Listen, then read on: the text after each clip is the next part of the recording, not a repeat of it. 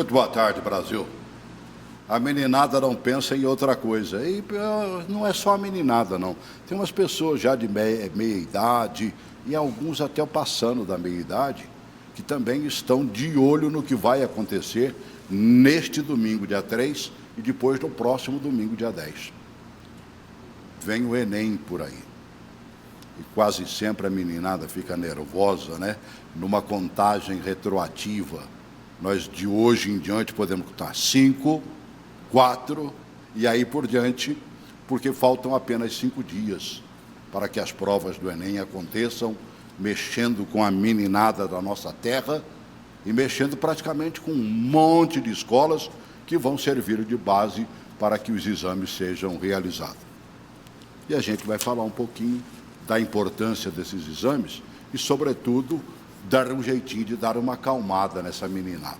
Espero que meus convidados de hoje, que já foram convidados no passado, no Enem passado, e que estão comigo novamente hoje, consigam dar uma acalmada em quem estiver nos vendo. E às vezes sofrem mais os pais, né? Os parentes ficam mais sofredores, mais nervosos do que o próprio aluno. Estou contando mais uma vez aqui com o Tiago Diana. Ele é licenciado em História e Pedagogia, pós-graduado em Ciência Política, em Gestão Acadêmica, professor com passagens por diferentes escolas e cursinhos de Brasília, é coordenador pedagógico e coordenador de vestibulares. Me diga que esse Enem não é um grande vestibular. Seja bem-vindo, boa tarde. Uma boa tarde, muito obrigado mais uma vez pelo convite, né, em estar participando de um programa que traz uma temática tão relevante. São muitos os inscritos, uma prova, né, de uma importância assim, muito grande, e o que a gente espera é que esse estudante tenha tranquilidade, que ele consiga nessa última semana caminhar bem e que ele já fez, né, esse rito inteiro e que ocorra tudo bem. É um verdadeiro vestibular, não é? É um grande vestibular, né, uma prova... Acho que dos meus tempos, que o vestibular você tinha pouquíssimas vagas por uma multidão competindo. A competitividade, né, de uma prova, de um exame externo como o Enem é sempre muito grande, daí toda a preparação desses estudantes. Bom, apresentar também o Igor Diniz, professor de língua portuguesa, formado pela Universidade de Brasília, ministra aulas no Colégio Militar Tiradentes e Ideal Pré. Tem vasta experiência no Enem, inclusive ministrou o aulão de redação Bizu do Tomé, é isso mesmo, é? Bizu do Tomé, no último domingo. Falar nisso, só pega logo o último vídeo aí, né? O número 4 é o aulão, se não me engano, não é mesmo? Deixa eu apresentar e peço o aulão depois para a gente comentar em cima. Seja bem-vindo mais uma vez, meu querido. Obrigado. Estamos aqui mais um ano para falar dessa prova do Enem, né? Mais uma vez, obrigado pela oportunidade. Estamos aqui neste programa de hoje para falar sobre a prova e também dar dicas e deixá-los mais tranquilos. Coloca aí, eu acho que, se não me engano, é basicamente só imagens, né? Se tiver um som, pode deixar ele mais baixinho aí, a gente continua conversando aqui. Nessa reta final, os alunos procuram muitas dicas, né? Revisar o conteúdo. Sendo assim, várias pessoas procuram por aulões, vários desses candidatos procuram por aulões, a fim de fazer essa revisão e pegar os últimos detalhes, né? Esse aulão foi o Bizu do Enem, né? Que é pelo Ricardo Tobé, um projeto social que visa convidar vários professores, né, para fazer essa revisão. Também ministrei um aulão de revisão de linguagens para a prova do Enem no Gran Cursos do Guará, muito cheio também. E a gente percebe que os nossos candidatos, eles estão preocupados com a prova, mas também estão ali nessa reta final querendo recuperar gás e também dar mais um gás para a prova, né? E como, né? Meu amigo, né? Claro. E a matéria que você milita nela, eu acho que é a grande preocupação, não é não? A redação é a prova de linguagens. A tal da redação. E tem a prova específica de português também, Sim, né? tem a parte de linguagens e nós temos também a parte de redação. A parte de redação é o grande, vamos dizer, o grande medo da maioria dos candidatos, né? Porque eles querem já saber o tema da redação, tem aquela preocupação em como construir o texto, né? Como fazer a proposta de intervenção. O professor fica nervoso? Eu acho que os professores, de maneira geral, eles ficam na expectativa, né? E esperando que os seus estudantes tenham bons resultados. Há alguns anos o que eu tenho tentado fazer, até para motivar os meus estudantes, é fazer também a prova. Então, todo ano eu realizo as provas do Enem. Você se inscreve eu como aluno? Eu me inscrevo como estudante, Sim. realizo as provas para estar sentindo na pele a mesma coisa que esse estudante está sentindo. Porque quando a gente está fora de sala e a gente está avaliando questões e itens, Sim. é um outro clímax. Quando você se põe no lugar desse estudante, você começa a entender toda a pressão inerente a uma prova como essa. Daí, a nossa valorização e nossa força para esse estudante que está se preparando um ano inteiro para 2 dias do ano, o dia 3 de novembro e o dia 10. Não é fácil, hein, mano? Não é simples. Quanto mais perto, mais nervoso, ou vocês conseguem, através desses aulões, passar também. Eu vejo alguns aulões, por exemplo, que os professores são até, tentam ser um pouquinho engraçados, puxar mais para o lado do humor e tudo mais, exatamente para dar aquela, Respirar. acho que uma relaxada, descontrair um pouquinho, né? Bom, nesses aulões que eu costumo ministrar na verdade, em todos os anos, eu procuro dar dicas mais assertivas e diretas para a prova. Principalmente para a prova de redação, que os alunos tanto têm medo, costumo já levar um modelo pronto, né, de redação, dar uma dica de como vai ser, né, se for tal tema, o que pode ser discutido. Essas dicas são extremamente importantes para eles porque eles visam fazer uma redação em um tempo hábil, né? E muitos já não têm essa aptidão para discorrer um texto. Então, essas dicas de como construir o texto, dicas temáticas, eu acho que dá uma tranquilidade nessa reta final. E por se tratar de uma última semana, uma semana de véspera para a prova, na minha opinião, não é a hora de só pensar em descansar e só se entregar a um modelo mais agora tranquilo, vamos relaxar. Na minha opinião, essa estratégia ela tem que ser traçada até o final. Se você agora, né, se permite uma parada, o que você pode fazer com você mesmo é se tornar um pouco mais, entre aspas, preguiçoso até o dia dessa prova. Fica lento. E a prova não é só um grande desafio em termos de conteúdo. A gente está falando de um grande desafio de esforço físico, por se tratar de 2 domingos de tarde, uma tarde inteira sentado fazendo uma prova, que tem 90 questões no primeiro dia e 90 questões no segundo dia. E a redação no primeiro. E a redação no primeiro, né, que complementa aí as 90 questões. No dia da redação eles acrescentam um pouquinho mais de tempo? Há um acréscimo. Sim, ele é um acréscimo. Só a redação, Isso. Poxa vida. A duração do primeiro dia tem um tempo maior, né? Essa duração serve justamente 1h30, justamente para os alunos dedicarem ao texto. Claro que muitos conseguem fazê-la nessa 1h30 dada a mais, né? Mas tem que ter uma atenção maior porque temos as 90 questões e ainda temos essa produção textual. Eu me valho do Jornal Minas, da Rede Minas de televisão. A Rede Minas, que a TV Brasil utiliza belas matérias e eu me valho delas também, né? Fez uma belíssima matéria falando que há 5 dias da prova do Enem, os cadernos de questões que foram impressos já distribuídos aos estados e neste ano o número de inscrições confirmadas é o menor desde 2010, hein? Caiu nesses últimos 9 anos. Veja essa matéria, por favor. Lado a lado, na sala de aula, eles intensificam os estudos enquanto sonham com uma vaga na universidade. Ana Laura, de 17 anos, vai fazer o Enem pela 2ª vez. Este ano ficou surpresa com a plataforma de inscrição. A tecnologia nova é uma forma de inserir, né, os deficientes.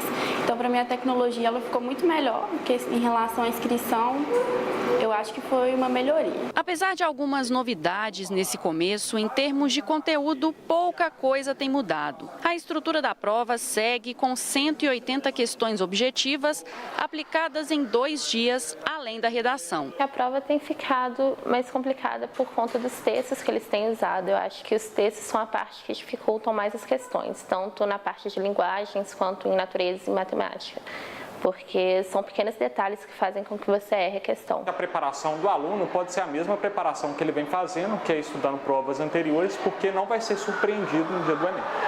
É aquela prova comum, aquela prova extensa, ela deve ter uma diminuição do tamanho da questão devido à diagramação nova que vai ter no Enem. mas não vai ter muita mudança significativa nesse ano de 2019. O Exame Nacional do Ensino Médio deste ano tem pouco mais de 5 milhões de inscritos. O número é o menor desde 2010. A conclusão é que este ano quase 60% dos candidatos são mulheres. E do total, 35% vivem na região sudeste. Aqueles que se declaram pretos ou pardos representam 58%. São números expressivos, hein? A mulherada querendo chegar na frente, né? Está em alta, né? Fazendo a prova, mais de 60% são mulheres, muito importante. E o número de negros e pardos igualmente, né? Isso. Impressionante. E é o que representa, né, a sociedade brasileira. Então é importante que esses números apareçam e que a gente possa, né, mostrar o quão diversificada é a nossa sociedade. Para quem está assistindo, como eu, que não conhece para onde o Enem nos leva, para que serve o Enem? Tá, a gente está falando de uma prova do Exame Nacional de Ensino Médio que tem hoje muitas possibilidades de ingresso na educação superior. Então, os estudantes, de maneira geral, quando fazem a prova do Enem, a expectativa é que eles consigam ingressar no ensino superior, né, buscando aí um curso superior. A importância vai porque muitas universidades federais, também faculdades particulares, aderiram ao Enem nos últimos anos. Sim. Então, a concorrência acaba sendo muito grande porque as pessoas visam cursos que têm notas altíssimas. E aí os cursos de medicina, os cursos de engenharia e cursos, né, nessa toada aí. Durante a reportagem eu observei, o professor falou sobre que neste ano não há muitas mudanças, né? Realmente, para 2019, a gente não tem tantas mudanças na prova do Enem, né? Tendo em vista que há uma discussão para começar um teste da versão online, né, do Enem a partir de 2020, né, uma versão de teste. Eles querem reduzir custos e também testar uma nova forma de aplicação, né, para esse exame. Alguns acreditam, né, que possa dar certo, outros já trazem um certo descrédito à prova devido a essa questão, né, ser online e a gente não ter tanto suporte e infraestrutura para atender todos os candidatos, né? Eu acho, é difícil, né? Muita gente para competir. Você tem noção de quantos por cento passam nessa história aí e que conseguem uma vaga, Nana? A disputa, ela é muito, muito acirrada. A gente está falando de, o último dado, se eu não me engano, pouco mais de 50 mil vagas em todo o Brasil. Para 5 milhões de competidores? Então, a gente está falando de um número assim, bem expressivo em termos de concorrência. E eu dizendo que o vestibular do meu tempo era terrivelmente pior, assim, para quem ia fazer. Rapaz, 5 milhões para competir para 50 mil é uma guerra, hein? É uma guerra e muitas universidades não estão dando tantas vagas, né, disponibilizando tantas vagas, mas por conta de quedas mesmo, né, de números de ingresso. E isso leva a uma concorrência a aumentar mais ainda, né? Agora, qual a importância desses exames nacionais aí? Assim, quando a gente olha para a educação no mundo inteiro existem grandes exames, né, de proficiência e de avaliação da educação. O Enem é um grande exame, ele é um exame importantíssimo, não só pelo ingresso no ensino superior, mas principalmente para a gente balizar em números a educação do Brasil. Com as transformações que nós temos tido em relação à base nacional curricular e uma expectativa de maior qualidade da educação brasileira, uma prova como essa é extremamente importante para equilibrar, para tentar mostrar a que ponto, né, um raio-x, entre aspas, da educação no Brasil. Eu fico imaginando realmente, né? Porque nessa o cidadão dá todo o gás que ele tem, né? Que é importante ele chegar lá na frente. Então, é realmente uma grande avaliação. Sim. É uma grande avaliação, né? Ela era cotada nos últimos anos com uma quantidade maior de participantes, como a terceira maior avaliação externa do mundo. Então, a gente está falando de uma prova que tem, de fato, um grande impacto. E uma coisa que eu costumo dizer para os meus estudantes é que a gente fala muito, enquanto educador, da leitura, da intencionalidade de transformar a vida das pessoas. E nessa prova, a gente tem certeza que, pelo menos nessa prova, 5 milhões de pessoas vão parar, vão sentar e vão estar lendo e vão estar tendo acesso a conhecimento. Então, essa prova, ela também tem esse caráter formativo. Tem mais esse lado. Você mesmo está ganhando com isso. Ao fazer a prova sem necessidade da extensão do que ela propõe. Sem dúvida. Mas você aprende. O caráter formativo da prova é muito importante. Ela traz, então, leituras que talvez a pessoa não fizesse em outro momento e que ali a gente tem certeza que ela vai acabar tendo acesso e vai acabar se formando. Então, eu falo muito para os meus estudantes que, independentemente do resultado que venha, mas que ele venha positivo, a gente nunca sai pior, a gente sempre sai melhor de uma prova como essa. É o Enem que dá acesso a algumas universidades fora do Brasil? Também. Parece que eu vi algumas de Portugal. Principalmente em Portugal, né? Isso. Ela tem vamos dizer, uma validade internacional.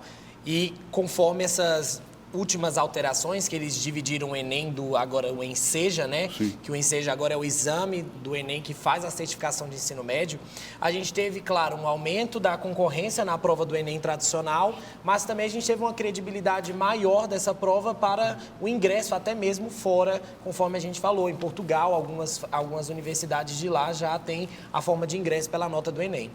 E falando sobre essa questão de textos, né, já puxando para o meu lado de redação, sim, claro. A prova do Enem ela é um convite para a gente discutir certas atualidades, né? E além disso, o tema sempre é uma problemática social que a nossa sociedade precisa ter uma atenção e também precisa procurar medidas, né, de como sair do problema. Para a sua prova se tornar de fato competitiva e você que está buscando um curso com nota alta, sua redação tem que ser muito boa. E uma coisa positiva é que a gente já sabe o que esperar dessa redação. Então, sempre vai ser um texto dissertativo, argumentativo, Sim. que precisa ter ali uma proposta de intervenção.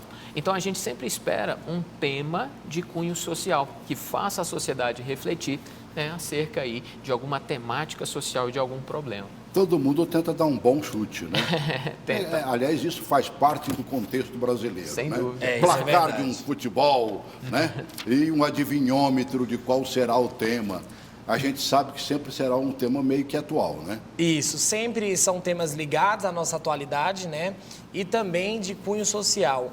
Assim, tendo em vista esse cenário contemporâneo que a gente tem hoje no território brasileiro, algo que está muito em evidência é a questão da depressão, né? Os desafios da depressão no território brasileiro. É uma doença que vem sendo discutida, né? Tivemos aí um Setembro Amarelo, né? Para dar atenção a essa doença. Mas também tem dois outros assuntos que estão em evidência, que é a questão da evasão escolar no Brasil, né? Evasão. Uma evasão escolar muito exacerbada, isso devido à questão de, vamos dizer, um modelo de educação muito tradicional, engessado que a gente tem, né? As dificuldades também financeiras das famílias, que levam até mesmo o estudante a trabalhar e largar o estudo.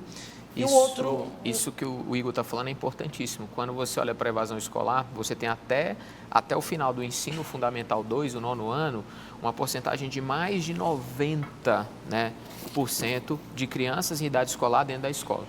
E no ensino médio, esse número cai para perto de 70%. Então, assim, onde estão, né, essas pessoas? Por que não seguiram essas pessoas? O UOL dá um bom chute, eu não sei, mas ele lembrou, por exemplo, mudanças climáticas. Eu vou acrescentar a mudanças climáticas esse problema do Nordeste hoje, principalmente do Nordeste, né, com aquele petróleo invadindo nossas praias. Verdade. Um negócio muito sério, não deixa de ser um assunto. Exato. Eu talvez não tenha tido tempo de colocá-lo, né, na feitura do exame do Enem. Mas outro assunto que rodopiou demais e continua rodopiando é a questão de vacinação. Eu ia falar sobre isso agora, a volta das doenças erradicadas, né?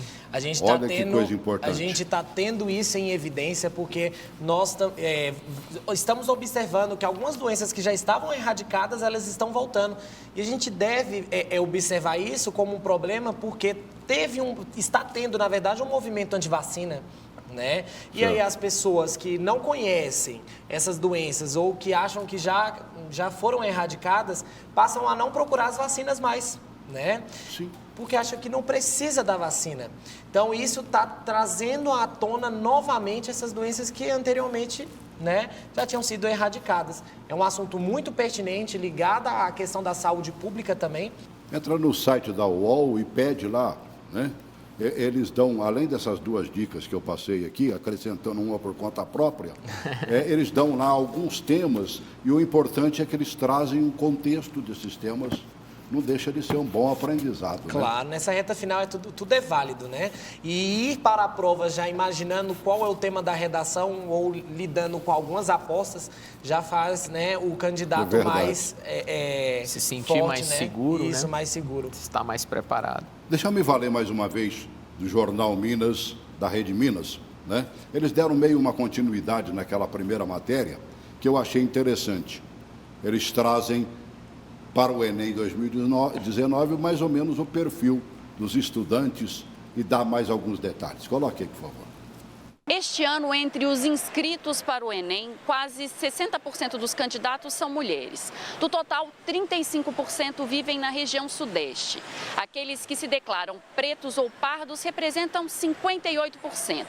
Mas qual seria o perfil desses estudantes? O fato de ter muito mais mulheres do que homens inscritos é um fenômeno conhecido do quanto que a educação básica ela é um filtro social, principalmente para os meninos, principalmente para a população pobre, principalmente para a população negra, né? Então, são menos pessoas que conseguem concluir o ensino fundamental. Em sala de aula, o professor também sente as mudanças no modo de ensinar. Tem muito acesso à informação hoje, tem muita rede social que o aluno fica disperso, então hoje na sala de aula é muito mais difícil você manter a atenção desses alunos. O que acontece hoje é que o perfil do professor tem mudado. Tem muito professor que a gente fala que é aquele professor de Instagram, é aquele cara blogueiro que está sempre na rede social e esse cara chama muita atenção hoje porque ele consegue prender a atenção do aluno. Quase 27% dos candidatos têm idade entre 21 e 30 anos. Entre eles está a Juliana. 8 anos atrás, ela fez o exame pela primeira vez. Hoje está de volta às salas de aula com um objetivo: trocar a psicologia por medicina. Gostei muito do curso, me agregou muito a psicologia, mas eu me vi no mercado de trabalho não como uma profissional completa. Então, eu resgatei esse meu sonho de fazer medicina e agora está tudo fluindo para dar certo. Então, o meu interesse mesmo é pensando que eu vou agregar a psicologia à medicina, né? Assim, no sentido de médico de alma e médico do corpo. Mas a Juliana não é a única que busca carreiras tradicionais. A especialista explica que cursos como direito, medicina e engenharia costumam ter uma procura maior. Obviamente, aquelas carreiras mais tradicionais, elas sempre vão ter muita procura, porque tem alguns fatores do indivíduo mesmo, do sonho e tal, mas existe também a possibilidade de almejar carreiras que são muito disputadas. É um negócio impressionante, né? Todo mundo pensando num assunto só. E envolve, como diz o outro, o Brasil de norte a sul, de leste a oeste. Não há lugar que fique sem o Enem, sem os exames. Não. Todo mundo tem direito. Todo mundo tem direito. E quanto à reportagem apresentada, é válido a gente falar sobre essa questão do acesso à informação. Realmente, nós, professores, hoje temos, né, a internet, vamos dizer, colaborando e competindo conosco, né? É por isso que na grande parte dos alunos recorrem a cursos online, né? Até mesmo aos nossos Instagrams de dicas, né? Eu mesmo sou adepto disso, eu sempre posto diariamente, semanalmente dicas, temas de redação, porque os alunos eles recorrem também a esse meio, né, digital para ajudar. E está na palma da mão. Está hoje, na né, palma da mão e tem um acesso esse aulão a todos, seu está né? lá disponível, você pega outros estão disponíveis. As dicas, tem professores aí dando dicas. Achei muito interessante. Só não peguei aqui, porque quem vai dar dica aqui são vocês dois. Meu Deus do céu, viu? Mas tem algumas dicas também que eu acho que levam a erros simples que comprometem o aluno, não tem, não? Assim, de maneira geral, o estudante, a conta que a gente faz é que ele tem para cada questão, Celso, de 2 a 3 minutos. Se a gente dividir o tempo de prova pela quantidade de questões, sempre vai ser um cálculo entre 2 a 3 minutos por questão. O problema é que vão aparecer questões mais tranquilas, que você consegue fazer rapidamente, e vão aparecer questões que são muito mais desafiadoras. Toda questão do Enem, Celso, ela tem um texto base, seja uma imagem ou propriamente um texto, um enunciado e, em sequência, 5 alternativas, 5 distratores. Então, é uma prova que vai exigir muita atenção dos nossos estudantes. Vale chute, não? Como Bom, professor. como não é uma prova que elimina pelo erro, né? Alguns candidatos acabam recorrendo ao chute, na dúvida, né? Algo que pode até dar certo, vamos dizer, né? Não tem melhor aquela do que história deixar de em branco. 2 erradas ou 3 erradas anula uma certa? No Enem a gente Não. não tem nenhum fator de correção, Isso. mas o Enem ele é corrigido por meio da TRI, da teoria de resposta ao item. A teoria de resposta ao item acaba fazendo uma configuração das questões que são médias, fáceis ou difíceis, e o que eles conseguem com isso é medir se a sua questão foi marcada ao acaso. Porque tem provas que são mais assim, muito mais concisas. Eu acerto mais os itens fáceis, eu acerto de maneira mediana os itens médios e eu acerto menos os itens que são difíceis. E aí a inversão disso pode gerar problema. E aí as questões podem ter um valor diferente. Então a prova ela é balizada pelos 5 milhões de estudantes que estão fazendo essa avaliação e ela tem esse propósito, né? Essa proposta de teoria de resposta ao item. Nunca imaginei um negócio desse. Porque senão você descarta, né, esse erro ao acaso que a gente está falando aqui. Como não tem fator de correção, onde outras provas existem de uma errada anular uma certa, eles fazem essa métrica. E assim, o que o Igor falou é importante, né? Se você tiver pelo menos uma ideia da questão, eu tenho falado com meus estudantes que vale sim a pena tentar fazer, né? Tentar fazer sempre as questões da prova. Rapaz, nós estamos com 5 dias. Meu Deus, né? Bem próximo. E vai passar voando. Agora está perto. Eu fico imaginando o que fazer nesses 5 dias. Qual é o passo que não leve o aluno a extrapolar-se, que eu acho que também é antiproducente. Não tem que extrapolar. Como parar é antiproducente, foi você que falou, né? Eu não... Bota o cidadão em marcha lenta. Quando você chegar para fazer 90 questões, tendo 2, no máximo 3 minutos para cada questão, meu amigo, você não vai chegar na 30ª. Bom, nessa reta final, para a parte de linguagens e também de redação, é válido o aluno, né, o candidato, revisar alguns temas que são pertinentes, como variação linguística, que é um conteúdo muito, né, presente na prova do Enem. A gente também tem o conteúdo de comunicação, funções e elementos da linguagem. A gente tem a questão de funções da linguagem também. A questão da compreensão textual, que é muito importante, porque o Enem é uma prova que, querendo ou não, ele convida você a fazer a leitura e fazer a análise dos dados dessa leitura. Sim. Ele leva a reflexão, mas as questões, elas não têm essa necessidade da conclusão do texto, mas do que está escrito no texto. Então, esses assuntos são pertinentes para a prova, gêneros textuais, porque o Enem, ele já está vindo, né, de acordo com a nossa BNCC, né, com a nova BNCC, então, que está ligada à parte de português de linguagens a gêneros textuais, então é um conteúdo extremamente importante, né, para a revisão. E para a parte de redação, a gente tem que levar mesmo a questão de uma estrutura modelo, de um texto dissertativo argumentativo, né, super válido, e deve também dar uma olhada a essas apostas temáticas, a fim de deixá-lo mais seguro para a escrita, né? E não deixar, né, não se esquecer, claro, da proposta de intervenção, que é algo exigido, né? Na redação, Sim. a competência 5 de correção, ela exige 5 elementos obrigatórios, que é o agente, a medida, o modo e meio dessa ação, o detalhamento dela e o efeito, né, dela na sociedade.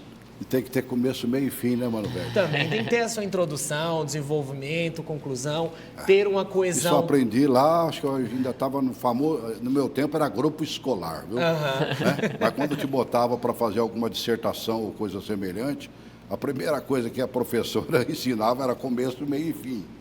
E Hoje isso a gente tem traz outras para o contexto hoje. Escrever uma notícia, se ela não tiver esse princípio, ela está fora de... Hoje a gente tem a de nomenclatura cogitação. de introdução, desenvolvimento, conclusão, algo mais contemporâneo, verdade. né? Mas o aluno também tem que lembrar que essas partes textuais, elas precisam ter uma coesão, né? Tanto interparagrafal, ou seja, ligar um parágrafo ao outro através de conjunções, Não ficar como um dentro perdido também, no outro, né? Pra não Se ficar- mudar o lugar dele lá, não mudou absolutamente nada, né? Na tua área, Vamos lá. como é que funciona as perguntas ali? Tá, para a gente entender a dinâmica da prova, a gente está falando de 45 questões no primeiro dia de linguagens e nesse mesmo dia 45 de humanas.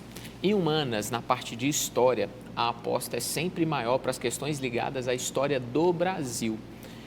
Se a gente olha para as últimas provas... História mesmo, História do Brasil. Principalmente a parte de história do Brasil, que compete ali à República Oligárquica, alguns movimentos sociais, passando também uma questão que é sempre recorrente, e se eu pudesse, né, falar para você estudar alguma coisa antes, seria estudar um pouquinho, alguma coisa de Era Vargas. São 15 anos de poder ininterruptos do Getúlio Vargas e, com certeza, um cara que ficou 15 militar anos no poder, e depois mais hoje, um período... militar no poder. Né? E ele, ficando todo esse período, ele merece uma questão na prova. E ela tem sido recorrente. Então, as apostas são por provas que tenham, né, eixos parecidos com as outras provas. História do Brasil é sempre um tema importantíssimo. Coisas atuais, não? Quando a gente olha para a sociologia, podem sim aparecer movimentos sociais mais atuais. Pode aparecer ali à tona de como a tecnologia tem impulsionado e transformado essas nossas realidades. Então, essas agendas públicas, elas acabam aparecendo sim na prova nesse sentido. Em filosofia, a gente tem uma prova que por muitos anos foi tratada como sendo uma prova difícil, por ela ser muito em relação aos autores. Então, o candidato precisa entender bem a visão dos autores, dos filósofos, em diferentes tempos históricos para mandar bem em filosofia. E a geografia, ela fala bastante ali sobre a geografia física. Então, pode cair questões relacionadas a relevo, a hidrografia e questões parecidas com essa. Uma Venezuela da vida que virou bola da vez, né? E que há, inclusive, uma certa culpabilidade sendo jogada sobre ela nessa questão do petróleo vazado aí. Pode entrar num contexto, porque faz tempinho que ela está nesse vai da valsa aí, que dá um bom nas notícias do mundo, né? Quando a gente olha, né, para os movimentos sociais de maneira geral, a Venezuela tem aparecido na mídia nos últimos anos como um país que está passando por dificuldades. Então, eles podem sim falar de movimentos sociais e trazerem à tona essa questão. Aluno que não assiste telejornal e que não lê jornal, está no sal? Perde muito com isso. Ele precisa estar atento, né? Essa prova, ela tenta equilibrar o que se espera de um estudante, né, que sai do ensino médio, o que ele precisa saber. Então, todas essas questões são importantes. A gente está falando de um cidadão que vai viver não só para o Brasil, mas vai viver para o mundo inteiro. Aquele ditado que se presume verdadeiro, de que quem lê escreve melhor, também é verdadeiro mesmo? Isso é verdade. Para a redação, principalmente do Enem, né? A gente está falando de atualidade, de sociologia, filosofia. Dá-se a necessidade do candidato ir à prova tendo conhecimento crítico de mundo, porque ele precisa ter um repertório sociocultural para discutir o tema abordado, né? Essa proposta de redação, ela tem que ser evitada dentro de uma discussão de senso comum. Então, o candidato, ele precisa apresentar um conhecimento de mundo, ele precisa apresentar uma atualidade, envolver as outras áreas do conhecimento. Então, quem lê bem, escreve bem, né? E quem lê... ganha até um desenvolvimento. Isso, e quem lê mais consegue trazer à tona, Igor, mais referências. Porque, sem dúvida nenhuma, se a gente está pensando num exame de 5 milhões de pessoas, o que você vai fazer para o seu texto se tornar mais competitivo, para o seu texto chamar mais atenção? O corretor dessa redação vai estar corrigindo quantas mil redações? Então, o que vai fazer a sua nota, de fato, destoar de outros candidatos? Como é que você vai tornar a sua redação mais competitiva? Eu acho que é uma coisa que eu penso muito quando eu vou fazer essa prova, em como deixar meu texto mais competitivo, com uma estrutura mais bem elaborada. Eles estabelecem o número de linhas, como é que é? O máximo são 30 linhas, né? O mínimo que o candidato deve fazer são 8 linhas. O candidato que escrever menos de 7 tem a redação desclassificada, né? Anulada. Certo. E a gente precisa entender que são 30 linhas de texto efetivo, né? Deve-se evitar até mesmo a assinatura ou qualquer identificação do candidato na prova, porque isso leva à desclassificação, né? Configura uma desclassificação, desenhos, e até mesmo para evitar aqueles casos anteriores, de anos anteriores, com partes do texto deliberadamente desconexas, isso também leva hoje à anulação, né? Então, qual é o ideal, afinal de contas? Entre 8 e 30, fica no meio, não? Entre 8 e 30, bom, a gente percebe, tendo em vista algumas redações que são até mesmo divulgadas por terem nota 1000, que os candidatos escrevem ali por volta de 25, 28 e até alguns com 30 linhas. Conforme o Diana estava falando, a gente tem que levar uma discussão e tornar o texto diferente dos demais, né? Deixá-lo competitivo. E isso precisa de novas ideias sendo discutidas mesmo, né? Citações e aí vai. Depois do Enem do ano passado, que vocês estiveram inclusive comigo aqui, uma das reclamações que eu mais li e ouvi foi de que as perguntas eram longas demais. Quer dizer, você tinha lá 2, 3 minutos para responder uma pergunta e gastava 1 minuto para lê-la. Pelo menos a informação que eu vi pela Rede Brasil é de que eles deram uma achatada nessas perguntas, que você não vai despender muito tempo para poder respondê-la. Ou seja, bota essa matéria da Rede Brasil, porque ela faz um contexto do Enem e, entre outras coisas, eu acho que fala desse assunto aí. Coloque, por favor. Reta final para as provas do Exame Nacional do Ensino Médio, o que fazer? Segundo este professor, é hora do aluno adequar o ritmo de estudos à sua necessidade. É moderação, um pouco de tudo. É para estudar, claro, a prova está chegando, você estudou o ano todo, não vai parar agora. É feito aquele corredor de maratona, quando está chegando perto do final, ele apressa o passo, mas conscientemente. Ele não pode fazer uma apressada de passo se desgastando além do que pode. Siga o ritmo ditado, pedido, orientado pelos professores e coordenadores. 5 milhões de candidatos vão fazer as provas do Enem este ano. No primeiro domingo de provas, dia 3 de novembro, as questões serão de redação, ciências humanas e linguagens. No segundo domingo, dia 10 de novembro, os estudantes vão responder questões de matemática e ciências da natureza. E nessa reta final para o exame, vale se concentrar exatamente naquelas questões em que o estudante encontra mais dificuldade. É o caso do Emerson. Ele está se preparando para fazer a prova pela 3ª vez, de olho em uma vaga no curso de medicina. Estou procurando fazer uma revisão boa desses assuntos que eu fiquei prejudicado, que foi justamente o que me prejudicou na minha nota. O que faltou para eu tirar uma nota boa, para subir a minha média total. Primeiramente, eu acho que não está mais na hora da gente estudar muito, nem começar a pegar o livro e desesperadamente tentar ver todos os assuntos na hora em cima do Enem.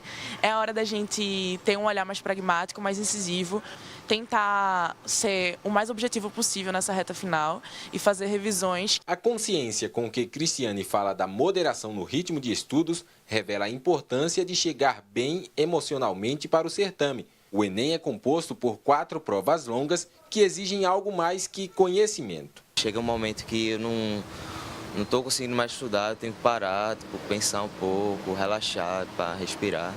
A prova do Enem envolve muito de psicológico, envolve muito de emocional. Toda prova envolve, mas ela envolve mais porque ela é um rito de passagem. Ela é a transição do ensino médio para o superior, ela é a transição da escola para a faculdade. Então isso mexe com a família, isso mexe com o estudante, mexe com todos. E daí, é importante que está todo mundo junto. Como? De que maneira?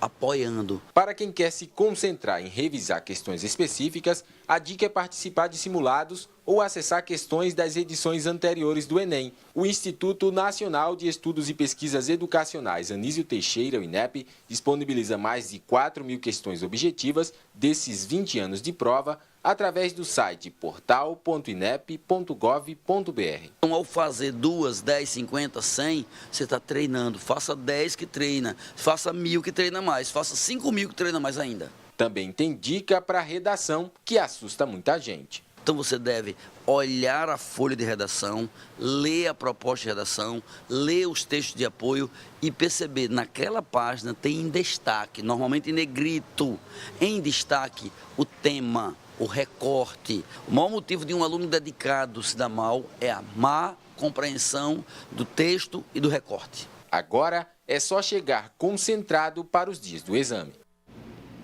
Bela matéria da Rede Brasil. Muito duas boa. coisas que prestei atenção. A parte da redação e tudo mais, que segura ela aí. O professor disse exatamente o que você disse aqui. Nada de descansar, não. Eu acho que não é. Não chegue relaxado demais, não. Não tem que ser dentro dessa inércia, não. A menina disse, não vou estudar muito, não. Vai quebrar a cara, não vai? Eu acho que a gente precisa, né, lidar com as nossas estratégias e expectativas. E um estudo continuado, mesmo que em um ritmo diferente, mais intenso em algumas áreas de dificuldade, podem ser importantes. Muito importante. Os temas que ele citou, inclusive, que geralmente vem em negrito, eles são complicados, não? Analisando os anteriores. Analisando os anos anteriores, o candidato realmente deve fazer a leitura dos textos de apoio, né, os que são motivadores, e ele precisa fazer essa interpretação e leitura do tema que vem sempre realmente em negrito. Não é difícil, tem que identificar as palavras-chave, por exemplo, consequências, desafios, causa, que estão ligadas a essas problemáticas sociais dentro do tema mesmo. Logo em seguida, então, vem um texto... Vem uma parte de texto. Normalmente são 3 textos, né, motivadores. É uma verdadeira mãe, né? Que dá aquele apoio mesmo ao candidato para discutir a temática. Ponto de partida, né? De reflexão. De um ponto de reflexão também. E é válido também destacar que em certos anos a própria temática da proposta de redação estava presente em algumas questões da prova. Sim. Né? Então, é bom sim fazer essa leitura ao chegar para fazer a prova e também fazer uma leitura da prova, né? Porque caso tenha essa compatibilidade de conteúdo, a gente tem mais repertório para discussão. Né? A gente bota a redação como bicho-papão, mas ele citou uma prova ali que para muitos é bicho-papão também, que é a matemática. Matemática. Quando a gente olha para a matemática, a gente está falando da matemática como uma área sozinha. Então, só a matemática compete ali 45 questões. São 45 questões de matemática. Dentro das questões... Deve ter aquele peso que você falou, que algumas questões têm peso a maior. Acabam sendo, né, depois classificadas como mais difíceis, médias ou fáceis. Mas a prova de matemática, ela tem temas mais complexos, mas elas também têm temas muito simples.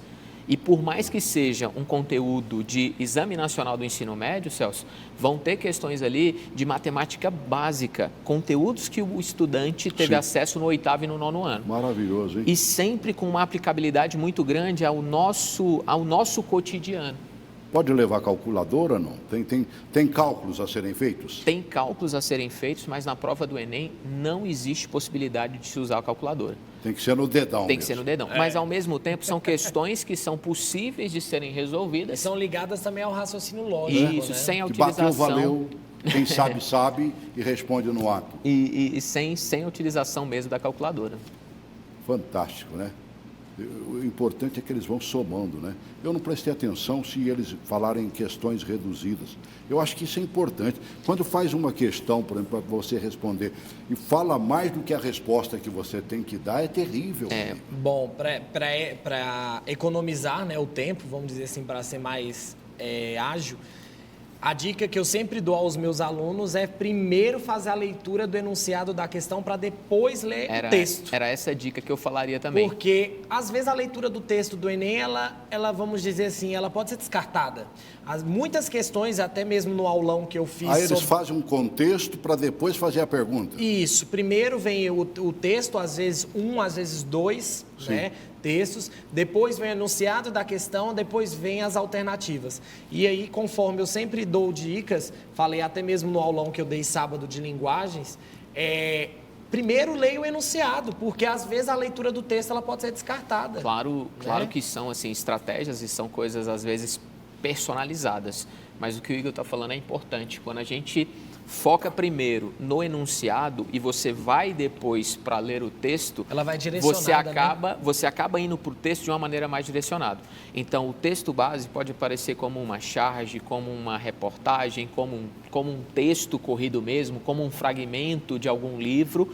Ele é importante, mas sim, chegar no texto com a expectativa do que você precisa vale muito a pena. Com certeza. Nós temos aí algumas coisas que não podemos deixar de fazer e falar. Nós estamos no final do programa, menos de 5 minutos. Vamos falar um pouquinho sobre a famosa redação. Mata pau aí, sei lá, traz ao contexto alguma coisa que possa ajudar essa meninada. Bom, a redação do Enem, conforme falamos anteriormente, trata de um tema problemático. Então, o que é necessário no seu texto? É um texto dissertativo argumentativo, ele precisa ter um ponto de vista de discussão, né? E para você discutir esse tema, você deve sim recorrer a citações de autoridades que discutem o assunto, a uma obra literária, uma letra de música, até mesmo uma série do Netflix, né? Falar sobre algum livro, algum autor da literatura, algum contexto histórico, alguma atualidade, isso leva o seu texto a ter um repertório sociocultural. Mostrar conhecimento. Mostra conhecimento, indica a autoria, e isso é avaliado nas competências 3, né, na competência 2, também da correção. Ademais, deve-se também tomar cuidado com os elementos coesivos, isso é, o uso de conjunções no texto. O texto precisa ter uma coesão interparagrafal, ou seja, ter conjunções fora do parágrafo ligando um ao outro, mas também dentro ligando os períodos e orações. E claro, a proposta de intervenção ela deve contar com 5 elementos obrigatórios: a ação, medida, o modo e meio que essa ação vai ser executada, detalhar a ação, o agente, qual a função dele e apresentar o efeito. São elementos obrigatórios e é uma intervenção para o problema, né? Então tem que estar bem construída e amarrada ao texto. Tudo bem. Ele cumpriu o tempo, gasta o seu agora.